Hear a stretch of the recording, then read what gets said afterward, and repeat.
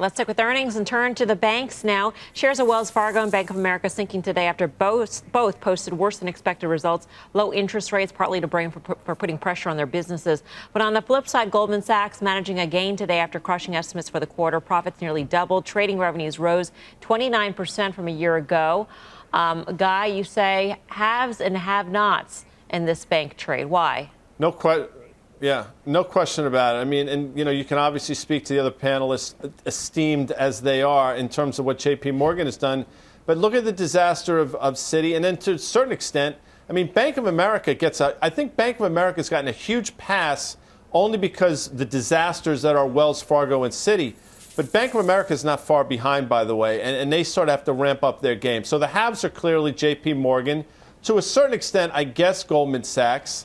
And I think Dan's going to talk about Morgan Stanley. The have-nots are the three that I mentioned. The sleeper in this group, and one that we've talked about, is a name like Blackstone that reports at the end of the month, I believe. Obviously not exactly the same, but you're talking about a company that's significant earnings growth, reasonable valuation, and has traded relatively well vis-a-vis the other banks. So I like Blackstone out of the group here, Mel. The action at Wells Fargo today was really interesting. Prior to the conference call, it was down something like 3.5%. As the conference call went on, it ticked lower and lower, finally finishing the day down 6%.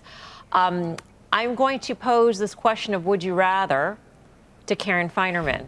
Would you rather Citigroup or Wells Fargo at this point? Whoa. At this point, I would rather Wells Fargo. I know we had Gerard on yesterday, and he talked about Citibank as having a different kind of problem than Wells Fargo. But Wells Fargo is 2.5 years into their problem. And one of the things that was disappointing about today was expenses. And I think expenses is something that they will be able to control. So I would rather have Wells Fargo than Citi. But I'd rather have Jamie Dimon than J.P. Morgan than Yes, either. you would. Well, and that's my biggest bet, J.P. Morgan. Yeah, clearly. Obviously. Jamie trumps all in Karen's world of bank trades. Wells Fargo, though, you mentioned expenses. That was one of the problems going into the pandemic. Going into the pandemic, this is arguably one of the weakest bank franchises going in. It had declining revenues and a bloated expense base. I will pose the same question to Tim Seymour. I think this is an interesting exercise here. Yeah, this is a tough one. The choices are kind of brutal, but I have to go with Citibank because I still have a position in Citibank. And my view is that major restructuring is not complete at Citibank. I think Ms. Fraser will certainly get us faster to that point, and maybe she gets elevated even faster to that position. But ultimately, the story on Citibank has been global expense cutting. I also just think that some of their consumer businesses were not as strong as others relative to their peers during a time when we actually have seen the mortgage refi business, for example, do very, very well. Even auto loans have picked up, and we've heard that from even people like Wells Fargo and Bank of America. So Citibank on the would you rather, it's not a great choice, Mel. Thanks. That's why it's so tough. I'm not going to pose a question to Dan because he's actually got a would you rather. It's neither of these. It's none of the banks mentioned so far in this conversation, Dan, that you think looks the best at this point. Which one? So you knew I wasn't going to play your game, Mel. Mine would be Morgan Stanley, and I think these guys kind of laid out the differential between these money center banks and some of the issues that they had with costs and a whole host of other issues with interest rates where they are. The investment banks, Morgan Stanley, Goldman Sachs, we know that we saw Goldman's report this morning. I mean, things around trading and capital markets activity and investment banking is doing amazing. Morgan Stanley just closed their E-Trade deal.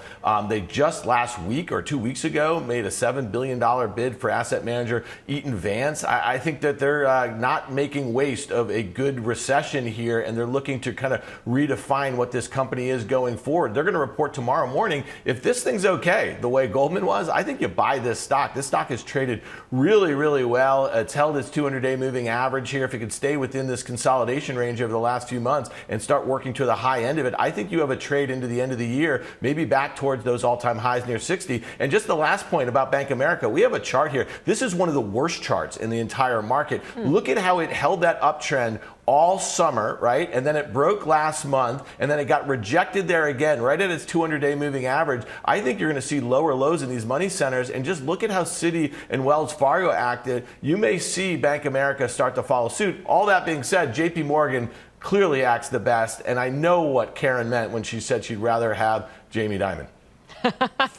Guy, I'm gonna ask you sort of the same question in that, I asked Dick Kovacevic this morning, who's a former Wells Fargo CEO, more than 10 years ago or so, which bank he thought, or which kinds of banks he thought would weather the storm the best in the next 6 to 12 months or so. And he said JP Morgan and Bank of America. Would you agree? Even though, Dan is saying Bank of America looks like the worst chart out there.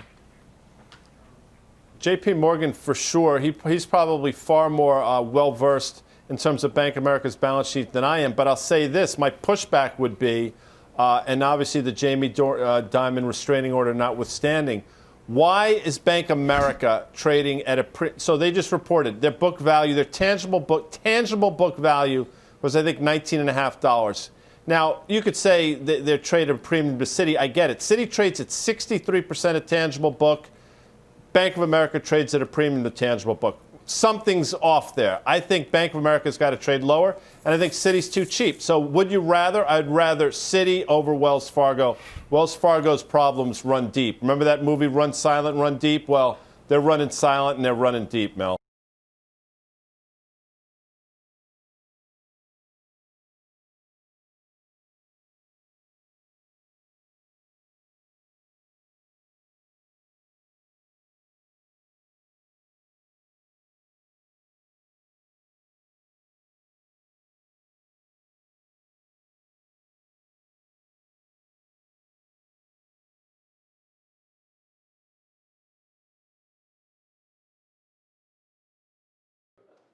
Shepard Smith here. Thanks for watching CNBC on YouTube.